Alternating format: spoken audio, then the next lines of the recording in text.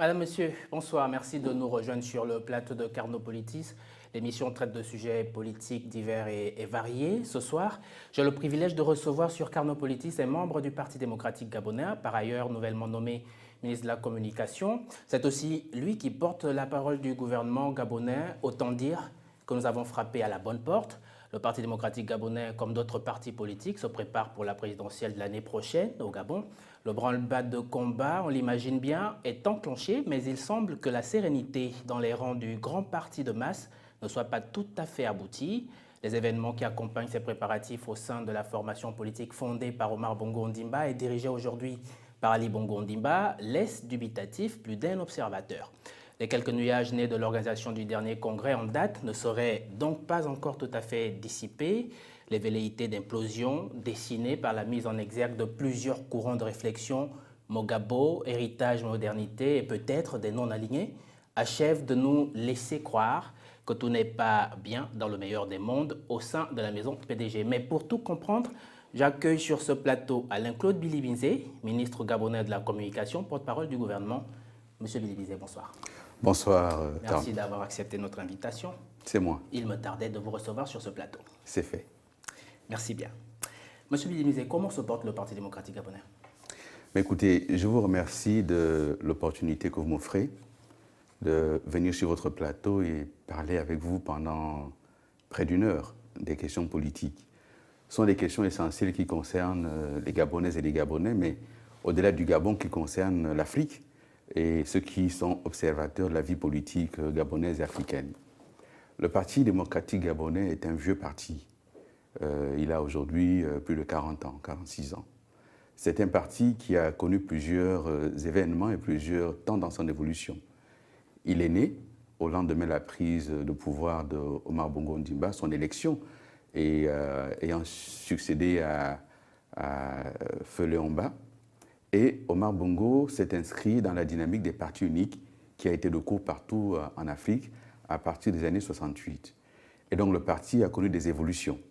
On va faire très rapidement, jusqu'en 1990, au moment des conférences nationales, où finalement le parti s'est résolu à accepter le multipartisme. Il est parti donc de parti-État à devenir un parti politique comme un autre qui se lance dans la compétition électorale pour le pouvoir, la conservation ou l'arrivée au pouvoir. Mais c'est un parti qui a connu également des courants, qui a connu des époques et qui connaît aujourd'hui des mutations liées à la fois à notre temps, mais liées aux réformes générales que le chef de l'État a engagées dans le pays. Et ces réformes ne pouvaient pas ne pas atteindre le parti politique.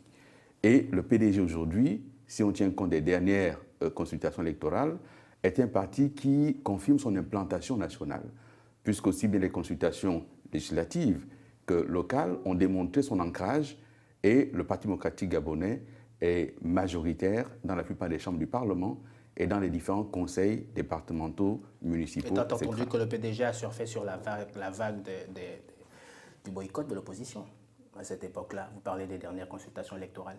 Oui, bien entendu, cela peut se dire de cette façon-là, mais le PDG n'a pas attendu le boycott pour gagner des élections.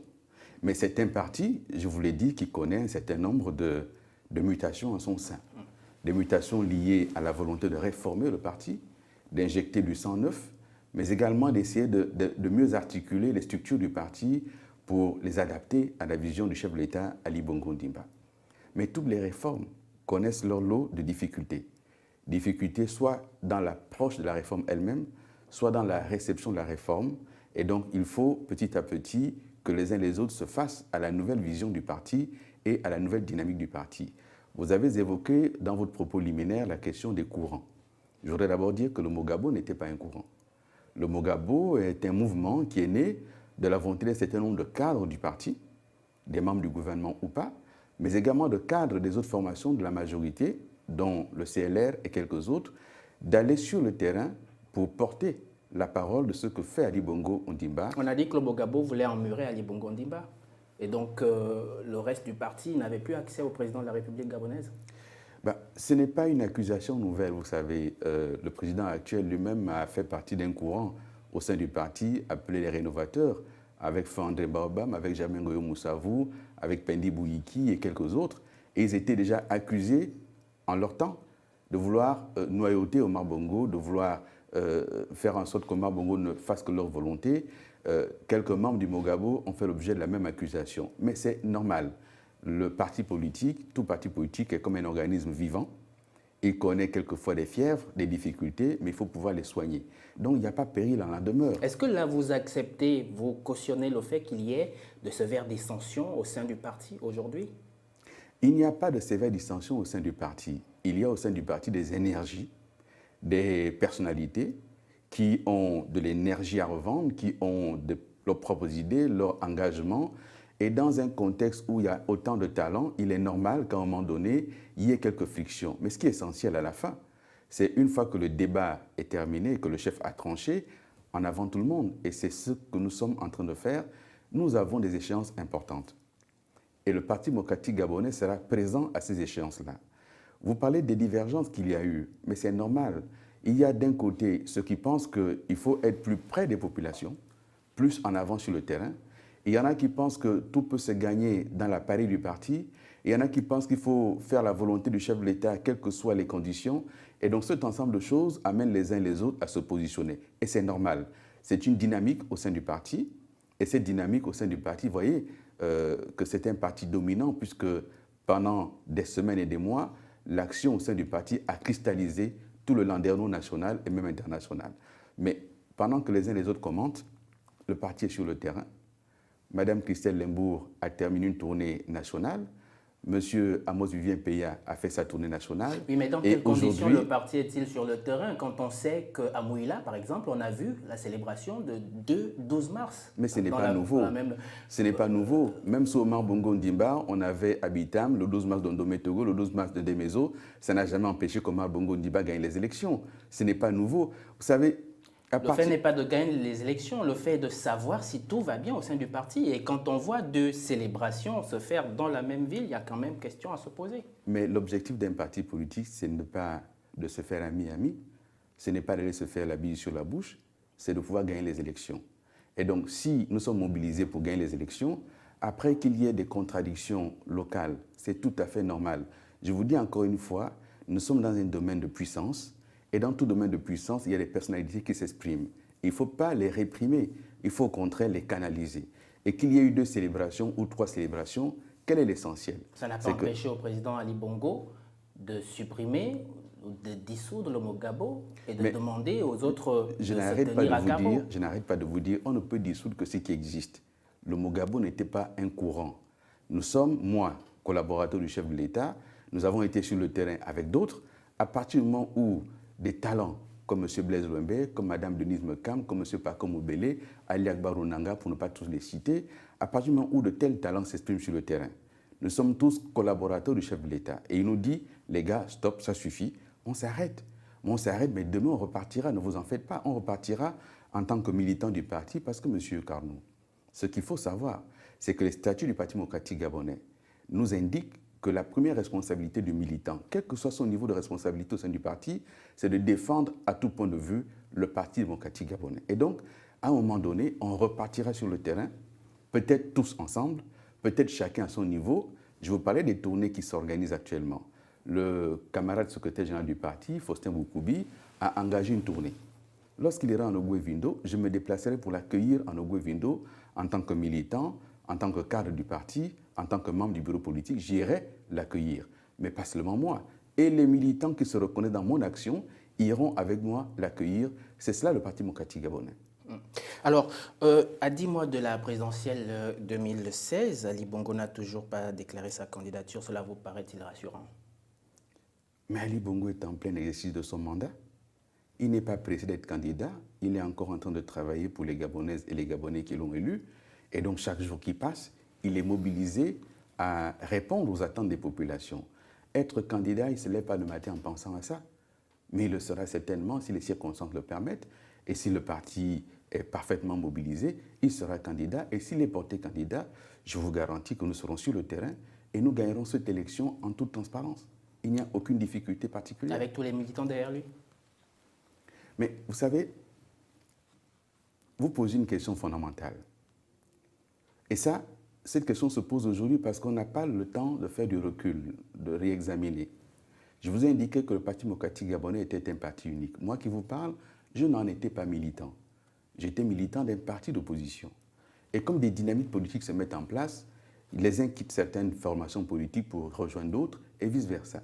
Il y a aujourd'hui des gens qui sont dans l'opposition qui hier étaient au Parti démocratique gabonais, tout comme certains sont aujourd'hui au PDG qui étaient dans l'opposition. C'est ça la vie politique et c'est ça la vitalité politique. Et ça, il faudrait l'accepter? Aller à une élection, monsieur. Il faudrait l'accepter? Le principe, c'est la liberté. Et tant que cette démarche politique ne consiste pas à se renier soi-même, le principe, c'est la liberté. Et donc, on va à une élection. Le militant fera campagne, mais il n'y a pas que le militant pour gagner une élection. Une élection, on rassemble son camp et on va à la conquête du camp adverse et ça se joue entre les deux camps. Donc, nous irons à cette élection pour que les Gabonaises et les Gabonais donnent leur confiance à Ali Bongo Ondimba pour un second mandat. Est-ce que tous les militants suivront? Je n'ai pas la boule de cristal, mais moi, je suivrai. Des partis d'opposition ont appelé le 4 décembre dernier à la tenue d'un dialogue national inclusif et sans tabou. Que leur répondez-vous, même si d'ores et déjà ils contestent le cadre du Conseil national de la démocratie? Je leur répondrai qu'ils pourraient quand même faire preuve d'un peu d'originalité, que de systématiquement copier ce qui vient d'ailleurs dans son intégralité ne rend pas forcément compte du génie gabonais. Le génie gabonais peut s'exprimer également. Et d'ailleurs, c'est une remarque qui vaut également pour une certaine société civile. Il y a eu partout en Afrique des mouvements. On a parlé du ballet citoyen, on a parlé de Yanamar, on a parlé de Ça suffit comme ça. Et comme par hasard, tous ces mouvements trouvent un écho ici. Tout ceci n'est pas très original. La question du dialogue inclusif. Le chef de l'État gabonais, Ali Bongo Ondimba, a parfaitement accepté le dialogue. Il a mis en place le cadre du dialogue. Et ce n'est pas lui qui l'a inventé. C'est un cadre qui a été posé par les acteurs politiques eux-mêmes lors des accords de Paris, le CND. Que certains ne s'y reconnaissent pas, c'est leur liberté, mais c'est le cadre qui est fixé par nos textes et qui permet ce dialogue politique inclusif. Et donc, s'ils veulent dialoguer, c'est dans ce cadre-là. Après, on nous dit il faut d'abord que le CND, on modifie ses textes pour qu'il soit au-dessus à la fois de la Cour constitutionnelle, de la CENAP, et qu'il soit quasiment une assemblée constituante. Nous n'en sommes pas là. Aujourd'hui, on a un mandat en cours, on a des institutions, il faut discuter, il faut dialoguer. Vous savez, le dialogue, c'est l'essence du PDG. Dialogue, tolérance, paix. Et ce dialogue qui est l'essence du PDG, le PDG ne l'a pas inventé, c'est quelque chose qui est bantou. Mais les bantous ne discutent pas n'importe où, n'importe comment, ils discutent au corps de garde. Et dans ce corps de garde, tout le monde n'accède pas. Il y a des gens qui sont qualifiés pour aller débattre, et d'autres qui applaudissent, et d'autres qui attendent des résultats. Et donc, c'est organisé comme ça. Nous n'allons pas réinventer la roue. Mais oui, mais ce CND, selon l'opposition, n'est là qu'à titre consultatif. Est-ce que le CND aura vraiment un mot à dire, des décisions à prendre au cours de ces discussions? Est-ce que le CND va notamment permettre à ce que la société civile participe au dialogue, que les instances internationales comme l'Union africaine ou l'Union européenne participent à ce dialogue, assistent à tout le moins? Vous savez, nous sommes, je vous disais, il ne faut pas faire du mimétisme. Il n'y a aucune raison aujourd'hui pour aller chercher les instances internationales pour arbitrer je ne sais quel dialogue au Gabon. Nous avons des institutions. Et si on estime que ces institutions ne fonctionnent pas, c'est dans la nature des choses de les faire évoluer. Si on estime qu'il y a des problèmes liés à l'alternance, il faut expliquer aux Gabonaises et aux Gabonais le bienfait d'une alternance, pourquoi faut-il une alternance. Mais il n'y a pas besoin pour cela que ce soit l'Union européenne, l'OUA ou l'ONU pour venir le faire. Nous avons aujourd'hui au Gabon la capacité d'agir. Et donc si nous sommes dépassés, on pourra faire appel aux autres. Mais commençons. On n'a même pas encore commencé qu'on veut déjà faire appel aux uns aux autres. On a entendu en 1998, pas d'ONU, pas d'élection. J'étais militant du RPG lorsque le RPG le disait. Mais le RPG est allé aux élections malgré tout. Aujourd'hui, nous sommes à quelques jours de la fin de la période de la révision des listes électorales. Dans le camp de l'opposition, vous qui parlez de dissension au PDG, mais dans le camp de l'opposition, il y en a qui disent allez vous faire inscrire, d'autres disent n'y allez pas. Il y en a qui disent on va aux élections, d'autres disent n'y allez pas. Vous n'en parlez jamais. Et donc ces dissensions aujourd'hui, que l'opposition arrive d'abord à organiser un dialogue en son sein, avant de demander un dialogue national. Donc sur le principe, vous n'êtes pas d'accord? Sur quoi? Sur le principe du dialogue national inclusif. Mais je viens de vous dire que l'instant du dialogue, c'est le CND. Et nous sommes d'accord pour que ce dialogue ait lieu au sein du CND. Après, on dit ne fait que des recommandations. Non, ce ne sont pas que des recommandations. Le chef de l'État va être invité, si le CND le fait, à venir, puisque la loi le prévoit. Il peut venir ouvrir une session, il peut faire une déclaration devant le CND, et le CND fait des recommandations au chef de l'État. Ce ne sont pas que des simples recommandations. À partir du moment où une classe politique s'est réunie, a débattu de sujets, ces sujets arrivent sur la table du gouvernement, le gouvernement examine ensuite la faisabilité dans le temps de telle ou telle chose. Il y a des demandes qui ne peuvent pas être réglées sans aller modifier la Constitution. Est-ce qu'aujourd'hui, il y a lieu de la modifier ou pas? Il faudra examiner. Fin de cette première partie de l'émission Carnopolitis. Je vous rappelle que j'ai sur ce plateau le ministre Alain-Claude Bilibizé, qui est ministre de la Communication, porte-parole du gouvernement. Je vous laisse ce couloir publicitaire et on se retrouve juste après.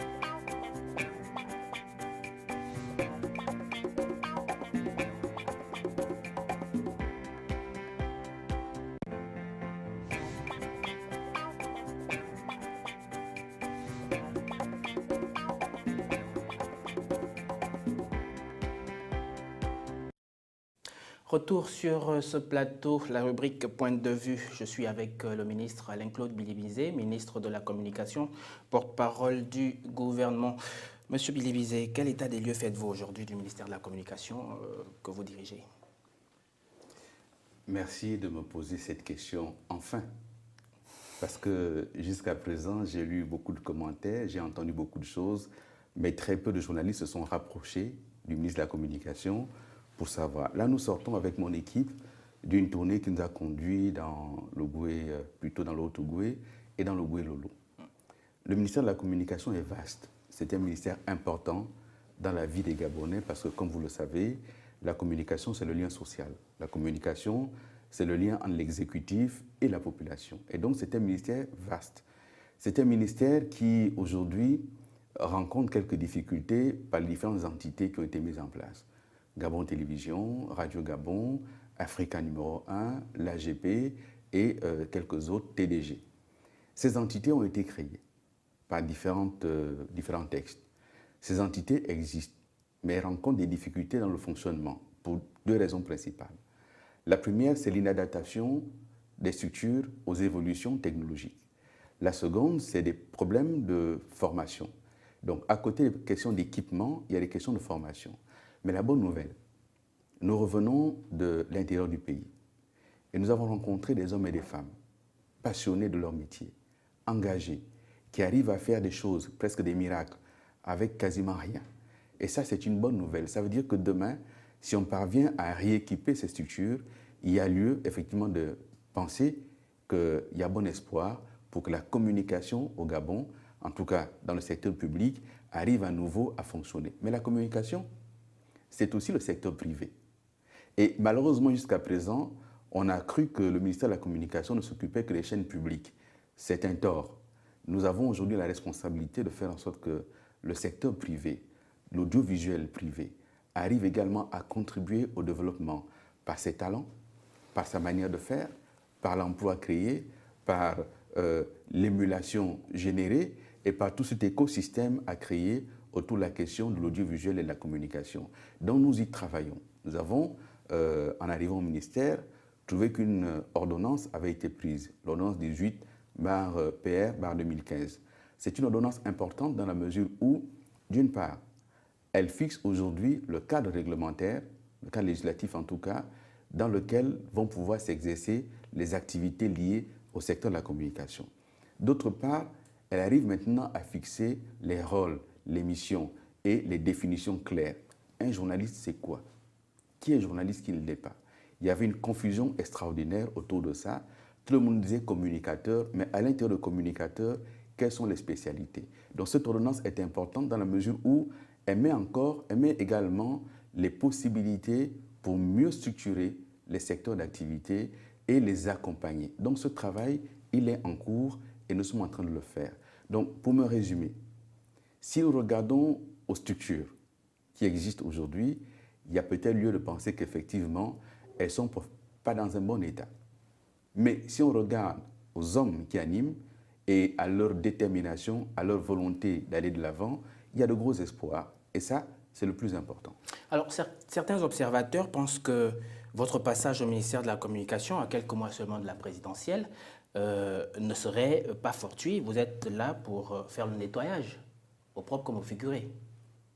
Vous savez, heureusement que l'homme politique que je suis n'a pas vocation à faire l'unanimité.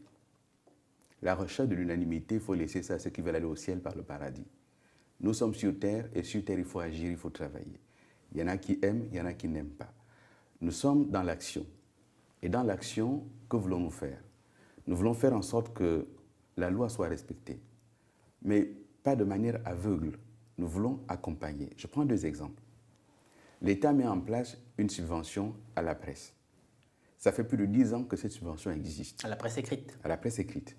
Ça fait plus de 10 ans qu'elle existe. Plus de 10 ans plus tard, alors que la loi fait obligation à chaque organe de presse d'avoir un siège, vous avez encore aujourd'hui des organes de presse qui bénéficient de la subvention qui n'ont pas de siège. Ça, nous ne l'accepterons plus. La loi fait obligation à celui qui emploie du personnel de le déclarer. Vous avez aujourd'hui des gens qui sont employés au noir dans des organes de presse, ça, nous ne l'accepterons pas. Donc voilà 2 exemples précis. À côté de cela, le chef de l'État souhaite accompagner les médias publics et privés en mettant en place un fonds d'aide à la presse et à l'audiovisuel. Un fonds d'aide de 2 milliards de francs CFA qui va concerner les radios et les télévisions privées également. Mais là aussi, nous irons regarder, non pas pour sanctionner, mais pour accompagner. J'ai visité.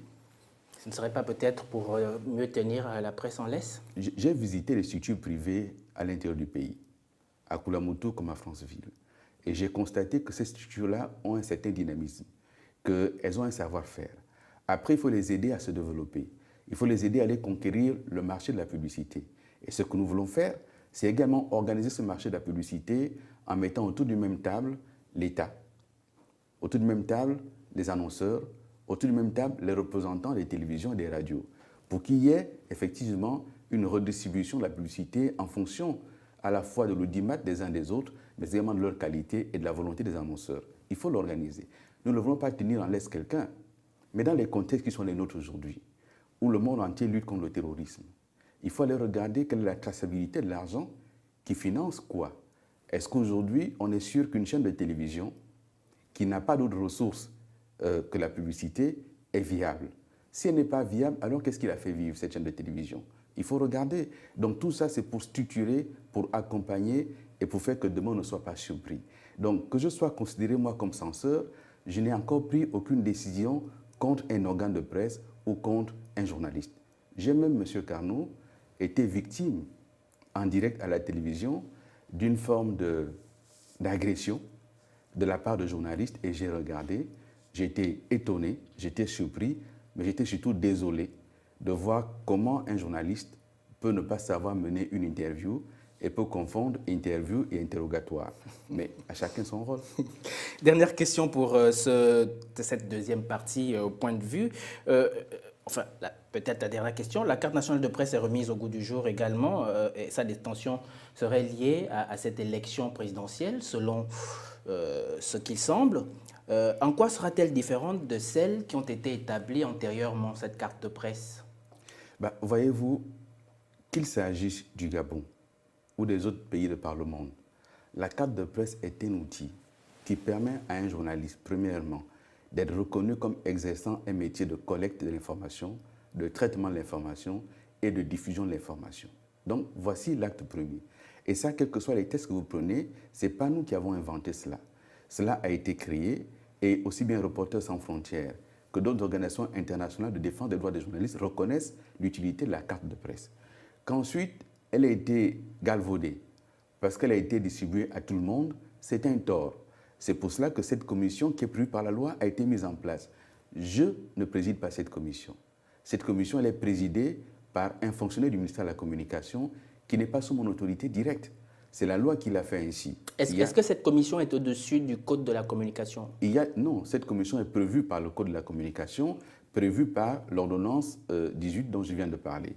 Et cette commission est composée de fonctionnaires du ministère de la Communication, de représentants du Conseil national de la communication et de représentants des associations de journalistes. C'est cette commission qui examine les dossiers. Et la grosse surprise, monsieur, sur plus de 800 dossiers reçus, il y a près de 200 qui ont été rejetés. Pourquoi? Pour faux diplômes, pour faux usage de faux. Et donc, il faut arriver à mettre de l'ordre dans votre profession, dans votre corporation. Ça n'a pas vocation à censurer ou à sanctionner, mais à mieux encadrer, mieux aider, mieux encourager. Après, sur le plan pratique, à quoi servira la carte nationale de presse? Parce que je vais vous dire que je l'ai eue par le passé, on ne me l'a jamais exigée nulle part. Dès que je la récupère au ministère de la Communication, je la mets dans mon portefeuille et puis c'est fini. On ne me l'exige ni devant un ministère, ni ailleurs. C'est un tort.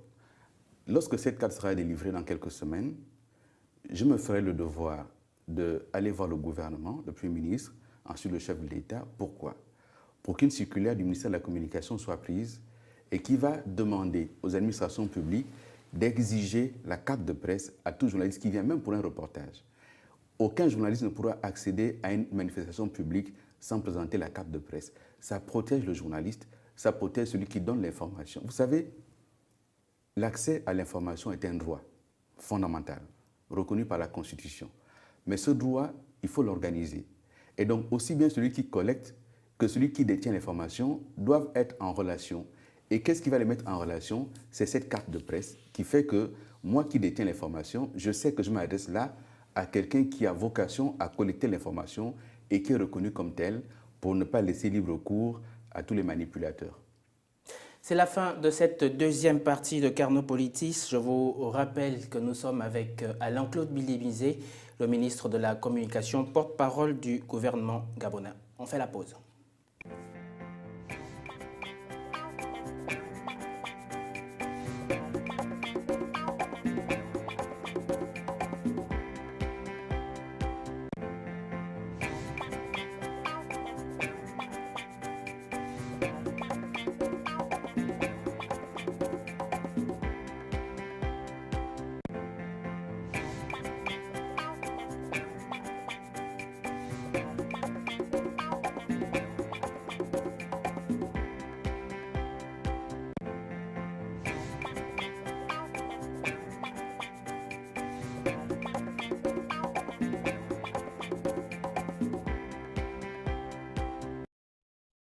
Retour sur le plateau, la rubrique c'est d'actu. Il y a une certaine confusion, monsieur le ministre, dans la mise en œuvre de l'action gouvernementale depuis le début du mandat d'Ali Bongo entre projet de développement, projet de société, programme de gouvernement.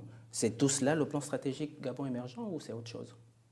Non, le plan stratégique Gabon émergent, lorsque le candidat Ali Bongo fait campagne, il fait campagne sur un projet dénommé l'avenir en confiance. Avec quoi comme slogan? Paix, développement, partage. Mais ceci est une présentation sommaire de comment il va ensuite arriver à traduire cela en acte.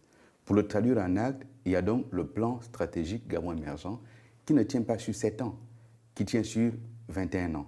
Pourquoi? Parce que pour arriver à l'émergence, il faut bâtir les fondements. Et une fois qu'on a bâti les fondements, il faut construire petit à petit la maison Gabon et la maison Gabon émergent. Qu'il y ait eu des confusions, c'est normal, parce que nous sortions d'une période et nous voulons aller dans une autre période. Et donc, dans cet entre-deux, il y a effectivement des uns des autres et des zones d'ombre, des gens qui sont perdus.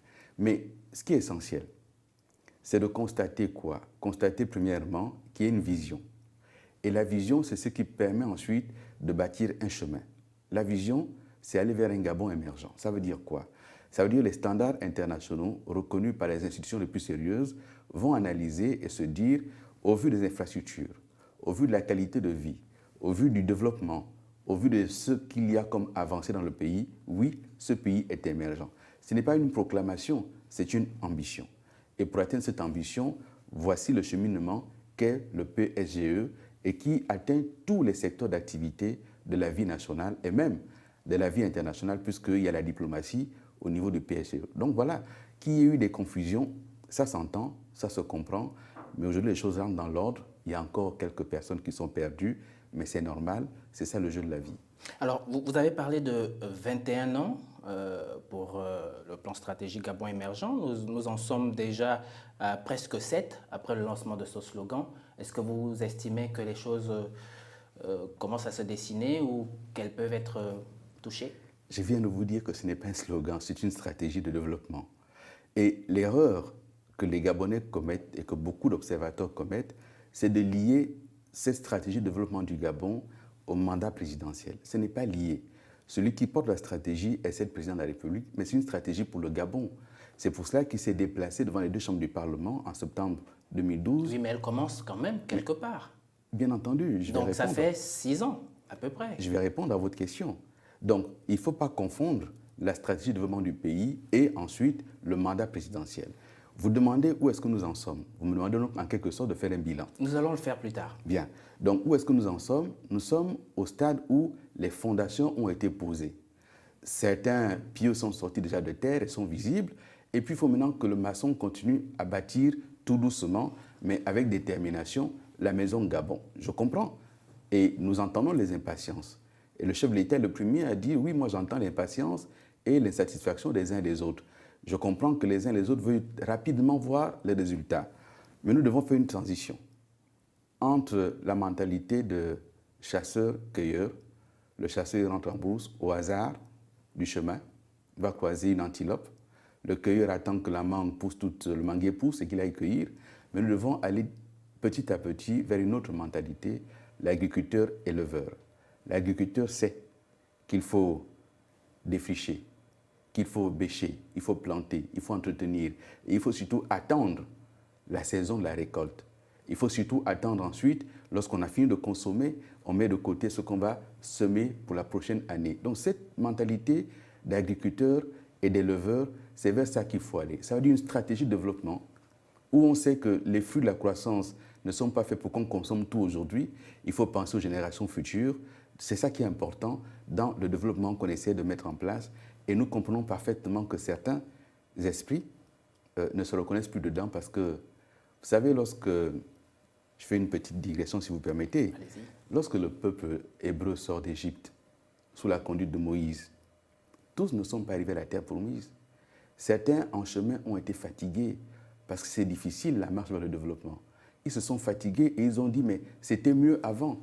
En Égypte, on était esclaves, mais au moins on mangeait. Retournons en Égypte, là où on était esclaves, mais on va au moins manger. Et là, le développement, c'est de se libérer. Libérer les énergies, mais c'est difficile d'y aller. Il faut insister pour y parvenir. C'est le message qu'il faut porter à nos compatriotes. Le développement n'est pas un décret. Le développement, c'est une action. Et il faut réhabiliter la valeur du travail. Personne ne développe pas le Gabon si ce n'est les Gabonais eux-mêmes. Et la bonne nouvelle, c'est qu'en matière d'audiovisuel, on voit comment les Gabonais, aujourd'hui, mettent en place des structures de radio et de télévision et qui, sur la qualité, je parle du secteur privé, n'ont rien à envier à ce qui se fait ailleurs. Donc ça, c'est une très bonne nouvelle. Sur le plan de l'entreprise, on rencontre des jeunes Gabonais aujourd'hui. Moi, lorsque j'étais étudiant, la plupart des étudiants voulaient avoir un chemin vers la fonction publique. Aujourd'hui, la bonne nouvelle, c'est qu'il y en a qui veulent créer leur entreprise depuis le banc de la faculté. Et ça, c'est une très bonne nouvelle. Ça veut dire que les fruits commencent à germer, ne serait-ce que dans la manière d'organiser son pays et d'organiser sa propre vie. La Cour constitutionnelle, vous êtes certainement au courant, a annulé il y a quelques jours, le 4 décembre dernier, toutes les ordonnances visant à réformer le système judiciaire, que ce soit l'ordonnance portant organisation générale de la justice ou la dernière relative au code pénal. Qu'est-ce qu'on doit entendre? Comment doit-on apprécier cette annulation de la Cour constitutionnelle? J'ai longuement suivi le vice-premier ministre en charge de la justice sur ce dossier. Et ce qu'il a indiqué, c'est que toutes les ordonnances n'ont pas été annulées. C'est une première qui a été annulée. Les trois ont été attaquées et donc le fait d'avoir saisi la Cour a eu tout de suite un effet suspensif sur l'ensemble des ordonnances, mais une seule a été annulée. Ensuite, c'est une très bonne nouvelle. Vous savez, les Gabonais découvrent cela. Mais notre pays est un des premiers, avant la France, à avoir mis dans la loi organique portant Cour constitutionnelle la possibilité à chaque citoyen gabonais de saisir la Cour directement pour contester la constitutionnalité d'une loi, d'un décret ou d'un arrêté. Et cette saisine de la Cour suspend l'application du texte querellé. C'est aujourd'hui ce qui est le cas dans le cas des ordonnances dont nous parlons. Ensuite, les gens sont surpris, mais c'est ça un état de droit. Personne n'est au-dessus de la loi. Le gouvernement a cru bon prendre une ordonnance dans des conditions qui ont été largement expliquées hier par le vice-premier ministre en charge de la justice, a cru bon prendre une ordonnance et la Cour a seulement rappelé que dans cette ordonnance, il y avait des éléments qui relevaient de la Constitution et d'une loi organique et qu'il valait mieux donc revoir la copie, non pas dans le contenu, mais dans la forme. Et donc, le ministre a rappelé hier, je ne fais que le citer, que là, le gouvernement dispose de 30 jours pour se réorganiser et pour réorganiser la justice telle que voulue. Mais qu'est-ce qui est important? Nous avons besoin de mettre fin à l'impunité. Nous avons besoin de mettre à la disposition de la justice les outils modernes indispensables à la répression de la fraude et de la grande criminalité. Et pour cela, en l'état actuel, notre justice rencontre quelques difficultés. Face à des phénomènes nouveaux qui n'étaient pas prévus hier, face à des situations nouvelles, il faut une adaptation. Et donc, ce que la Cour a invalidé, ce n'est pas la recherche de l'efficacité de la justice, mais c'est la démarche. Il faudra corriger la démarche pour atteindre la même efficacité et le gouvernement s'y emploiera parce que c'est une orientation du chef de l'État et c'est un engagement qu'il a pris et nous y parviendrons. Alors, je vais prendre un cas précis parce qu'il y a quand même des effets qui ont été produits par notamment ces cours spéciales. Le cas de Serge Maurice Mabiala, qui est aujourd'hui en prison par l'effet de cette cour spéciale. Qu'en sera-t-il pour lui? Est-ce que les décisions qui ont été prises vont être abrogées aussi, puisque c'est une cour qui est abrogée, annulée? Nous ne souhaitons pas particulariser un débat et discuter de la situation d'un compatriote que par ailleurs je connais, avec qui j'ai travaillé à la présidence, avec qui j'ai eu une excellente relation lorsqu'il était ministre, et nous avons une relation excellente en dehors de ceci. Donc je ne souhaite pas particulariser le débat. Mais la loi, c'est la loi. Si des infractions ont été commises, si des crimes ont été commis, je parle d'infractions et crimes, et je ne parle pas de M. Mabiala. Donc si des situations de violation de la loi ont été observées, que cela a été traité dans le cadre d'une cour spéciale et que cette cour spéciale est invalidée, ça n'invalide pas le délit ou le crime. Et donc les tribunaux qui existent actuellement vont connaître de cela. Donc moi j'entends toujours cette question qui revient, est-ce que dans le cas de X ou Y, ça veut dire qu'on va le relaxer? Je n'en sais strictement rien, mais il y a des tribunaux de droit commun qui existent et qui vont donc connaître de ça, ils sont parfaitement compétents pour connaître de cela. Il faut peut-être préciser que la Cour constitutionnelle a spécifié que les décisions prises et les actes posés en application de l'ordonnance ayant mené à la création de ce tribunal sont nuls et de nul effet. C'est ce que je dis. Les décisions peuvent être nulles, mais pas les faits qui ont conduit aux décisions. Et donc, le fait que ces décisions soient nulles n'absout pas le délit qui aurait été commis ou le crime qui aurait été commis. Et donc, à partir du moment où le délit est constitué et constaté, d'autres juridictions vont devoir traiter de cela. C'est également la fin de cette troisième partie. La partie, c'est d'actu. Je vous rappelle que Alain-Claude Billy-Bizet, ministre en charge de la communication, porte-parole du gouvernement, est l'invité de Carnopolitis. On fait la pause.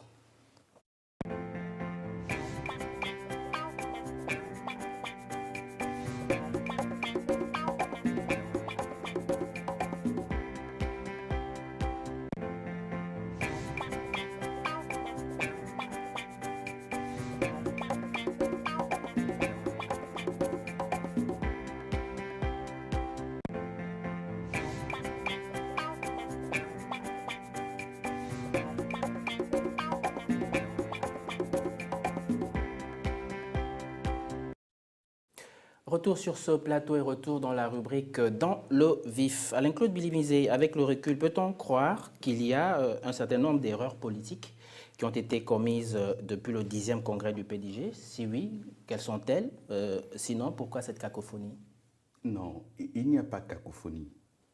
Je vois que vous insistez sur ce terme et vous voulez absolument avoir le choix du terme idéologique pour qualifier cela. Il n'y a pas de cacophonie.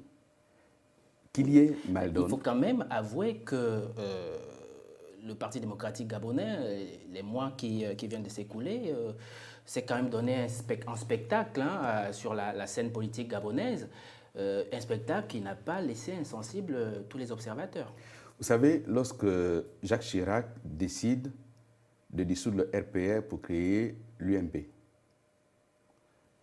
il n'y avait pas péril à la demeure, ils ont changé le nom du parti. Il y a eu des courants, les Chiraciens, les gaullistes, aujourd'hui il y a les sarkozystes, tout ça à l'intérieur d'une même famille politique. Au sein de l'UMP aujourd'hui, vous avez ceux qui sont favorables à Alain Juppé, d'autres à Nicolas Sarkozy, d'autres à Nathalie Kosciusko-Morizet, d'autres à Xavier Bertrand, tout ça c'est l'UMP. Pareil pour le PS. Pourquoi voulons-nous absolument faire du Parti démocratique gabonais une caserne, un monastère, une camisole de force? C'est un parti politique avec des énergies et c'est des énergies dynamiques. Et donc que des gens s'expriment, c'est normal. Le congrès de 2010, non, ce n'était pas 2010. Le 10e congrès, pardon, le 10e congrès du PDG a eu ceci de particulier, qu'il a constitué l'acte premier d'une réforme du parti. Et je vous ai dit, les réformes, parfois, ont du mal à passer, soit parce qu'on les a mal préparées, soit parce qu'on a mal communiqué, soit parce qu'on a mal implémenté. Mais dans tous les cas, ce qui est essentiel, c'est de rassembler le parti. Et le chef de l'État s'est engagé à le rassembler, à se mettre à l'écoute des uns et des autres, à faire en sorte que ceux qui pensent d'une certaine façon se retrouvent avec ceux qui pensent d'une autre façon, l'essentiel étant d'avoir un objectif commun, la victoire d'Ali Bongo Ondimba s'il est candidat pour 2016. Et pour 2016, s'il est candidat, vous pouvez déjà imaginer quel pourrait être le score au regard de ce qui s'est passé pour les législatives dernières? Nous ne sommes pas à la recherche d'un score. Nous sommes à la recherche d'une confirmation de la victoire. Ensuite, effectivement, étant président, s'il est candidat, il serait bon qu'au bout de 7 ans de mandat, effectivement, il soit élu avec un score meilleur que celui de 2009. C'est un objectif et nous y travaillons. Après, le score, il faut toujours l'améliorer. Pourquoi? Parce qu'il faut aller expliquer aux compatriotes les raisons d'une politique. Parfois, des gens qui ont subi une politique peuvent être tentés de sanctionner. Mais il faut leur expliquer que si nous l'avons fait de cette manière, c'est pour que demain, pour reprendre un slogan célèbre, soit meilleur qu'aujourd'hui. Alors, je vais quand même m'appesantir sur votre propre personne parce qu'il y a une question qui revient souvent. Certaines personnes pensent que vous avez tendance, souvent, à reformuler les questions que l'on vous pose. Est-ce que vous vous en rendez compte, vous? Mais je vous ai dit un peu plus haut dans notre échange qu'une interview, ce n'est pas un interrogatoire. Et reformuler une question, c'est se l'approprier. Ce n'est pas manquer de respect à celui qui l'a posé. C'est simplement essayer de se l'approprier dans ses propres termes à soi pour que ça intègre sa propre façon de penser et pour qu'on réponde à la question. Mais tant que je réponds à la question, je ne vois pas pourquoi ça poserait problème. Donc si c'est un défaut et si c'est une faute, il faut me dire, je corrigerai. Mais je n'ai pas senti que c'était un défaut, j'essaie seulement de reformuler pour m'approprier la question et ensuite m'approprier la réponse. Alors, on va peut-être revenir sur le département communication du gouvernement gabonais. Qu'en est-il d'Africa numéro 1? Quel est le sort qui est réservé à cette radio panafricaine? Ça a été un grand projet, Africa numéro 1. Un projet très important pour notre pays. Ça a été une école qui a façonné, qui a suscité des vocations. Malheureusement, Africa numéro 1 n'a pas su s'adapter aux évolutions intervenues dans le secteur de la communication et dans le secteur de la radio. Aujourd'hui, Africa numéro 1 veut exister au XXIe siècle avec des outils du XXe siècle. Ça ne peut pas fonctionner. Et donc, deux solutions. La première, c'est redimensionner le projet. Redimensionner et le ramener à taille humaine, ne serait-ce que pour ceux qui produisent à Libreville les émissions. Figurez-vous que la grille des programmes d'Africa en 2015 est la même qu'en 2004. Donc, il faut quand même pouvoir s'interroger. Donc, redimensionner le projet. Ensuite, réadapter le centre émetteur de Moyabi, qui aujourd'hui est un centre unique en Afrique, mais qui est encore analogique. Il faut le faire basculer au numérique et aller rechercher de nouveaux clients, pourquoi pas les FM du Gabon qui peuvent transporter le relais jusqu'à l'international. Donc, il faut redimensionner. Mais Africa numéro 1 ne devra pas disparaître. Alors ça, c'est sur le plan technique, mais socialement, les employés, comment faire pour les rassurer? Mais il s'agit d'abord de constater, et c'est un chiffre réel, qu'aujourd'hui, Africa numéro 1 coûte à peu près 150 millions de francs CFA à l'État gabonais chaque mois. Et Africa numéro 1 en rapporte moins de 5 millions de francs par mois. Donc lorsque vous avez comme cela des ressources aussi déséquilibrées, vous ne pouvez pas être viable sur du court, du moyen et encore moins du long terme. C'est la première chose que les employés doivent comprendre, les agents doivent comprendre. Ensuite, une fois cela posé sur la table, il faut faire la part des choses. Et il faut traiter les questions de manière froide, mais humaine. De manière froide, c'est-à-dire, nous n'avons plus besoin aujourd'hui d'une centaine de personnes pour faire fonctionner cette radio. Et donc, qui peut rester et qui ne restera pas? Il faudra passer par un plan social. Malheureusement, ce plan social, il faut le travailler. Il faut discuter avec les agents, avec l'inspection du travail pour sauver Africa numéro 1, parce que les chiffres que je vous énonce ne sont pas tenables, ne sont pas gérables. Ça, c'est une question qui va peut-être vous interpeller. Certains confrères estiment qu'il ne serait pas étonnant, d'ici à la fin du mois de mars 2016, que Paul Mbabesole fasse une déclaration pour se désolidariser du Parti démocratique gabonais. Est-ce qu'au sein de la majorité présidentielle, vous le sentez comme ça? Vous savez, moi, je ne suis pas porte-parole de Mbabesole. Si vos confrères font cette analyse, ils ont peut-être des éléments que moi, je n'ai pas. Chacun a un comportement. Il est lié à la majorité par un acte qu'il a signé, le pacte de la majorité. S'il décide de s'en désolidariser, le moment venu, on en tirera les conclusions. Mais je ne peux pas anticiper.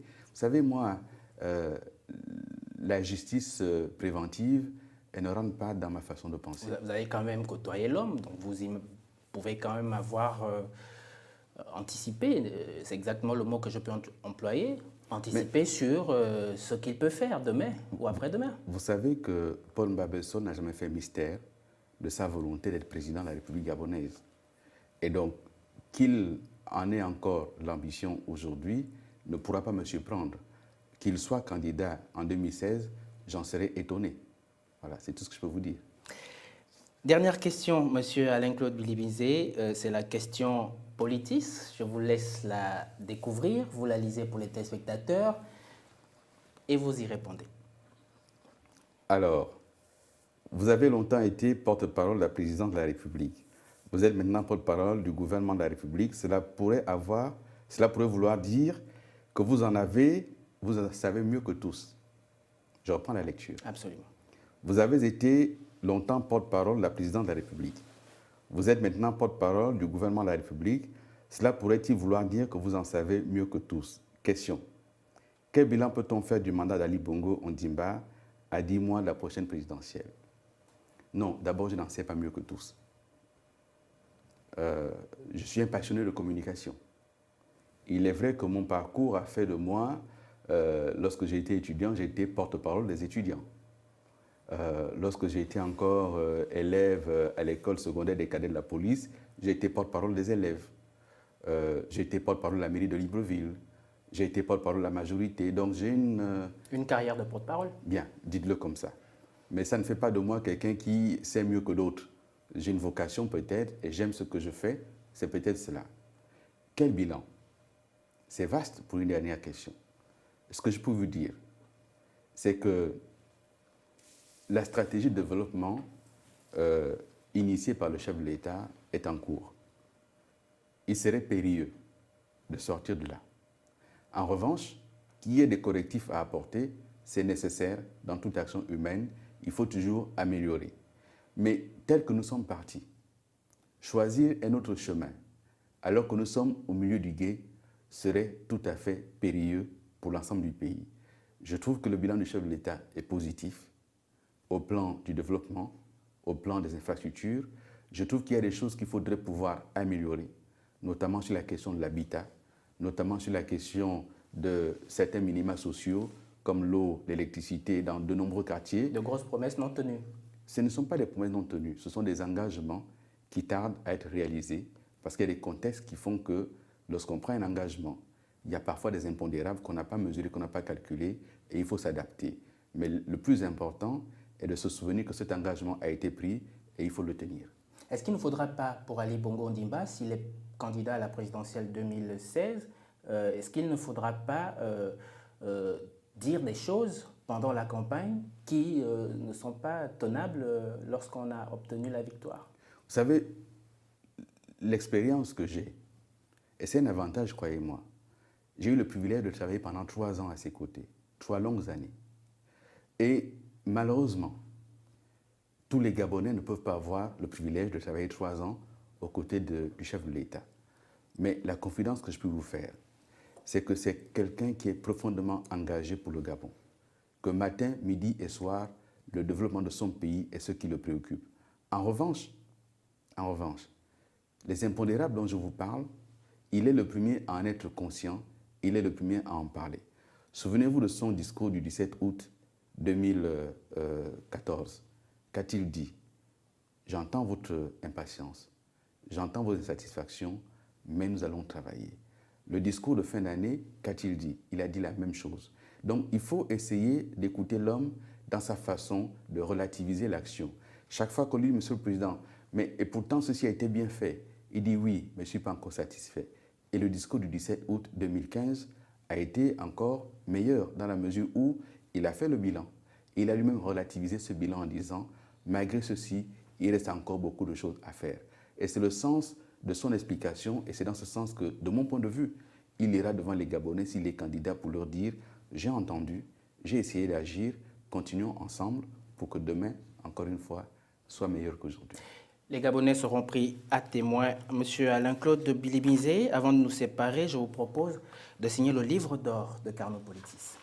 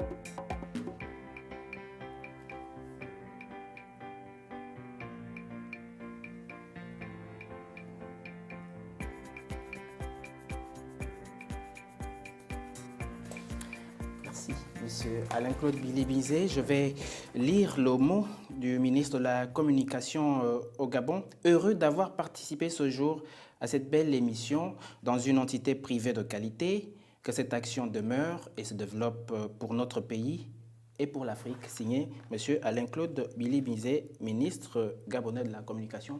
Monsieur Bilibizé, merci d'être arrivé sur ce plateau. Très heureux d'avoir échangé avec vous pour 52 minutes, en espérant vous revoir une autre fois sur ce plateau. Merci et félicitations encore. J'ai été heureux de participer. Appelez quand vous voulez, je reviendrai. Merci bien. Félicitations encore. Merci beaucoup. Merci également à vous d'être restés nombreux devant votre petit écran. Carnot Politis, c'est terminé. Bonne soirée à tous.